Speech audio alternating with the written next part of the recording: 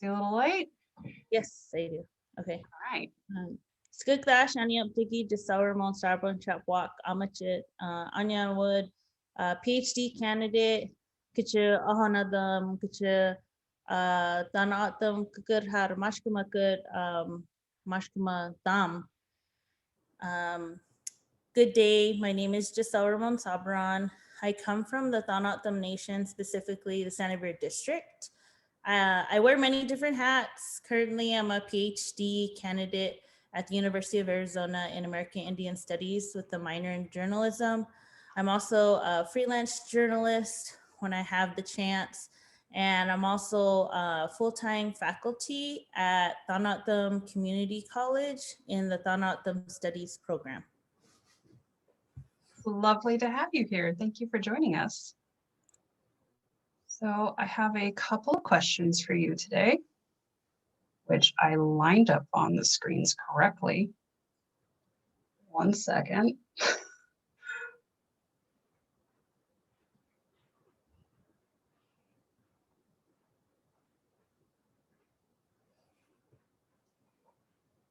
Thank you, computer.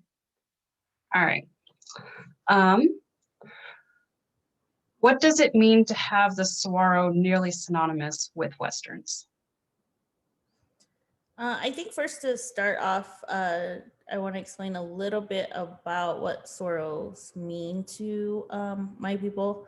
And so we have our stories that they do explain, how things became to be, our creation stories, why, things look the way they are, or, for example, how the snake became a rattlesnake in some cases, different things like that. And so for us, when it comes to saguaros, it was actually a human being that turned into a saguaro.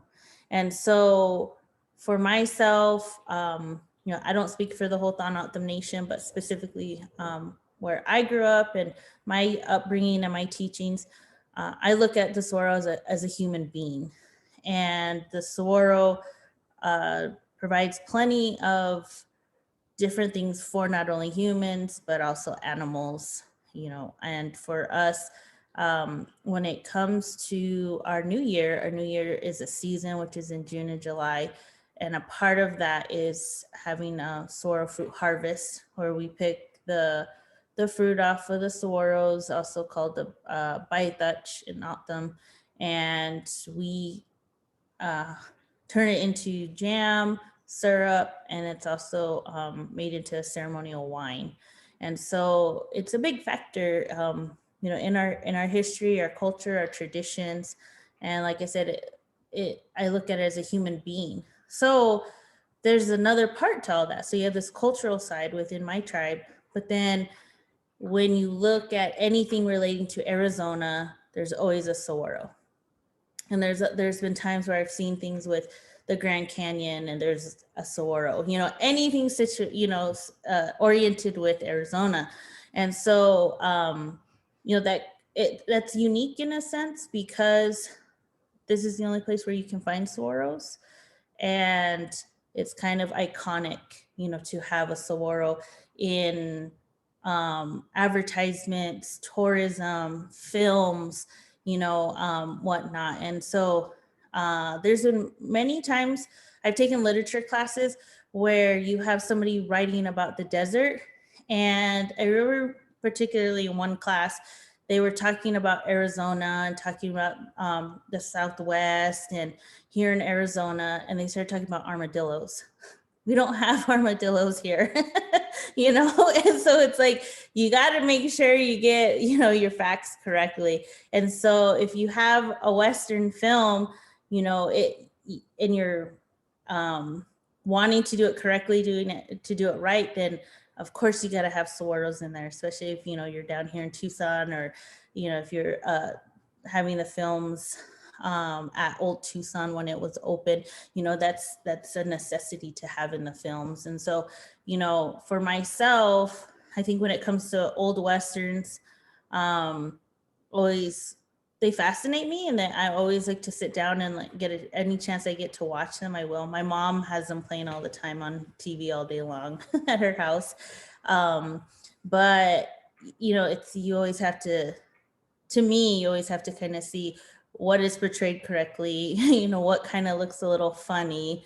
But that's kind of a long answer to your question, but hopefully that's answers it. Yes, it did.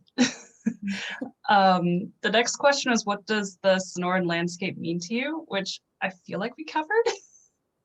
I can go a little bit more in depth if you'd like. Yeah, go for it. Whatever you want to share.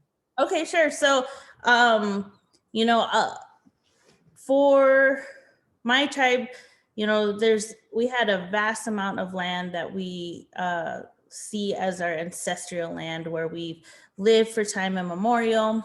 And of course, that has been reduced, and we now live on a reservation. But for the Thanat Nation, we were never removed from our homelands. And so we see this area as the heart of the world, you know, the center of the world, you know, our Atam Druid. So Atam means people, Druid means land. So the people's land. And for us, you know, like I just mentioned, it's the center of the world for us. And, you know, there's no other place like it. And a lot of time people don't think that the desert has a lot to offer. It's just hot and there's just dirt here. But there's so much abundance of, you know, animals, nutrients within the plants, and you know, the monsoon rains in the summertime. You know, it's a beautiful place here. And so I'm always fascinated when people visit here, you know, what brought them here. Also too, you know, there's so many iconic films that were filmed in Tucson, not only Westerns, but, you know, there's a lot of 80s films too. And as I've gotten older, watching those and seeing where in Tucson and what it looked like, you know, in that time compared to now. But I think also too, you know, this is our homeland, and I think people need to recognize that and respect that and understand that, you know, when they get opportunities, they should acknowledge whose land that they are on. And so for anybody that comes to Tucson, realizing that they are on the ancestral lands of the Thanata. Yeah, I think you also bridged into our next question as well. Thank you. How are saguaros adapted for their environment? That's a really good question. So saguaros are really fascinating, in my opinion, because of how long they live, and also the fact that how they, I guess the best way to put it, how they store, I was gonna say house water, you know, because it essentially is like their house, where they're able to just thrive in the desert. And, you know, there's over the years more and more talk about drought, and, you know, we've seen it with not having the rains that we should be in the summertime, and, you know, all those kind of factors that living in the desert you pay attention to. And so with the saguaros, you know, they're thriving, they're, you know, living their best lives, in my opinion. And there was a recent article that did come out, though, that was addressing climate change, and, you know, there was concern of that affecting saguaros. And then also too, in Tucson, we have Saguaro National Park East and West. And at the east side, there were saguaros that bloomed out of season, because that usually starts taking place spring, and then the flowers turn into the fruit, which we then pick in the summertime. And so here we were in fall and they were sprouting flowers. And so scientists and were kind of looking at that and saying, what's going on here?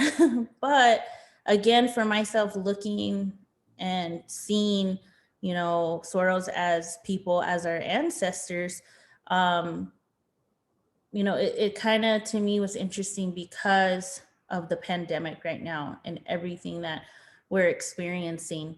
And then you have you know, these group of sorrows that bloom out of season, and it's like everything's off, and the environment feels that. The environment knows that. The sorrows know that, and I just kind of feel like, yeah, it's something to note that this is happening, but at the same time, though, you know, we are resilient people. The Saguaro is resilient. And I feel like, you know, when things start to get better, you know, through in the world, then I think so will the Saguaros. So I don't know if that makes sense with kind of looking at that, if it's a coincidence or how that kind of correlates, and seeing that with how the Saguaros are. But, you know, like I said, the environment, they meaning the plants and animals and everything, you know, they know what's going on too. And so I thought that was interesting because I was interviewed for that a Washington Post article about it, and it made me start to really think about things. But again, like I said, we're resilient. We've been here for time immemorial. The Saguaros are strong, and you know, like I said, we'll continue, I think, to be here for, you know, as long as possible. I love that answer. I love that answer so much. Like, I love Soros once I found out like exactly how well they are adapted for the environment. I was like, I got a lot to learn from this plant. It's got it all figured out. The next question is, how would you like to see the Sonoran Desert portrayed in the future? Ooh, that's a really good question. I think it kind of goes back to what I was talking about with, let's see, I've never been asked that question, so, but again, I think accuracy and making sure that, um, you know, you're not trying to have animals and different types of things along those lines that don't necessarily belong in the Sonoran Desert in a film. And I think also too, capturing the beauty that is here. And I feel like there's times where in films where it may look like the Sonoran Desert, but it's not. You know, it's in New Mexico, and New Mexico is different type of landscape and desert than here in southern Arizona. And so, again, you know, looking at that, and I think also too, you know, I don't know if it's just me because growing up here in the desert, but they try to include mountain ranges that I guess the common person, if they're not from the area, wouldn't recognize. But then, you know, for myself, I'm like, wait, that's not even like a mountain range that would be here in the Southwest. You know, I'm like, and you can tell, like, I don't know how to explain that, but you can just tell. And you're like, that looks like Colorado, or that looks like, again, like New Mexico, or even, you know, Northern California. And I'm like, that's totally not the Southwest. So I think keeping that accuracy and making sure that you really are here in the Southwest, you know, in the Sonoran Desert, because I feel like too many times I understand money is a factor, you know, time and all those different things that go into making a film. But I mean, you got to do it right. So you need to, if you're doing that, you need a budget. You need to make sure that you're actually coming to the Southwest and you're actually doing your filming here. And, you know, getting all of those details that someone like myself who is from the area would recognize, you know. And so that's why I so love those 80s films that have that, you know, have those elements. And you're like, wow, that's like Fourth Avenue, which is a big part of Tucson and the University of Arizona campus, where it has, bars and eateries and all these different places and shops and everything you name. That's like one of the main places to go. And so, you see that in the film, you're just like, wow, or another really important, I guess, not important, but landmark is like Speedway Boulevard in Tucson. And, seen in some films, the racing or whatever, driving even down Speedway and you're like, hey, there's Speedway, those types of things, which, in California, there's also those iconic kind of streets and places. But again, here in Tucson specifically, you have those. And so again, just going back to it, just being, I guess, accurate and being able to come here and really capture the beauty and the essence of what makes the Sonoran Desert just an amazing place. It sounds like would you say representation matters and it goes beyond just people. It definitely applies to place as well.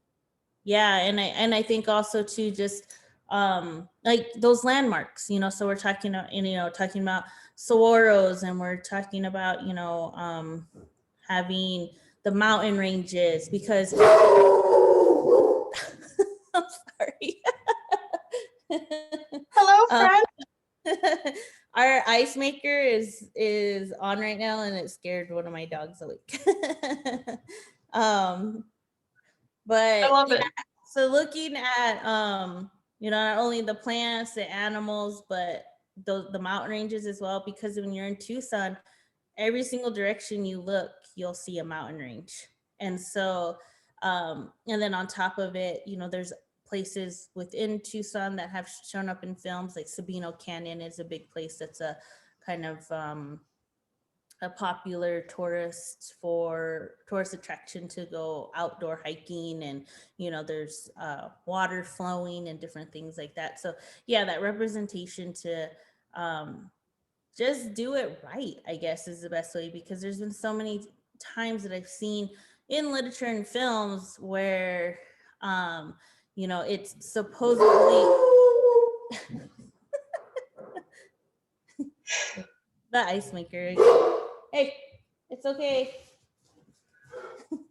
And so it's supposedly supposed to, be the Sonoran Desert, and you're like, nope, that's Albuquerque, New Mexico. So, and and then you try to look up, well, where was it actually? Was any of it really filmed in Sonoran Desert or Tucson or Phoenix or anywhere? And then it's like you get like, oh yeah, this one scene, but it's like, no, it needs to be more than just one scene, one location to really have that representation. So Yeah, totally. And it's weird that people think Texas looks like Southern Arizona, or that Colorado looks like Southern Arizona. It's like, no. Have you ever been there? I think we're getting close to the end. Where can people go to learn more? And anything else you would like to say? That's a really good question. I think social media is a really good place to kind of find out information if you go to the right pages, and but I think also too, just looking at the Saguaro National Park, their website, also to there's a desert museum that is in the Tucson Monument that's close to Saguaro National Park, is another good resource to give you information, to learn specifically about the O'odham Nation, my tribe, my people. We have a website that you can visit and learn more. Also city of Tucson, is a good place to kind of start to, as somewhere to kind of, I guess, starting place, and then branching off to kind of find more information. And it, because of the pandemic, there's a lot more information you can find on social media, which I think is a cool avenue for promotion and to, educate. And so, like I said, looking at social media, but making sure it's it's the right page or whatnot. And so that's kind of what comes to mind right now for places to kind of start to look. And unfortunately, Old Tucson Studios is a really great place for tourists to kind of check out and look at and see how old films were filmed, and kind of get that, I guess, Western feel here in the desert. But it closed, and because of the pandemic, and that it's just kind of disheartening to see those attractions and those other small businesses and different things, local businesses that have had to close because of the pandemic. So, I'm really interested to see what does end up happening with Old Tucson, if somebody buys it and reopens it, or if it's just gonna kind of sit there and, just collect dust and nothing ever comes of it again. Well, I guess time will tell and see. But it's just so sad because I drive out that way to visit my dad, and it's like they have the signs and now they're just like covered up. And then I notice even off of the I-10 and I-19 freeway interstates, so the freeway, and it has the signs on there, Old Tucson. And I'm like, I wonder if they're going to take that down or if they're going to cover that up. I was just thinking about that the other day. But like I said, all the signs that are closer, like off of just the different ways that you can come out, they have it all covered up. So, but anyways, I'm just rambling. That's just a side point. But there are a lot of questions surrounding Old Tucson at the moment. Like, it was really a cultural icon, like in Tucson for sure, but also it was like in every screen in America for 80 years. Like, it is an important piece of American culture. And it's been closed before, and that's where I find hope. Like, they've come back before, so I think they can do it again. Yeah, I'm hoping the same thing, because one of the main events that they would hold is Nightfall. So all of October, they would have, Halloween, attractions and different shows. And it was just, I've been going there like my whole life. And so, and then that was always something to look forward to. And now, that's the first thing a lot of us, when we post, we're like, no more Nightfall. So, but yeah, I really am interested to see what happens and see what becomes of it, because I just really hope that it doesn't, kind of, I don't know what's the word, like, I don't want it to get destroyed. I don't want it, anything like that to happen to it. I just really hope that somebody, some way, will kind of pick it back up and kind of start where things were left off with it. So we'll see. But anything else I want to add? That's all I have. I love it. I love it. And we'll link everything you said in the description, so everyone can check it out. And yeah. Cool. I will stop the recording.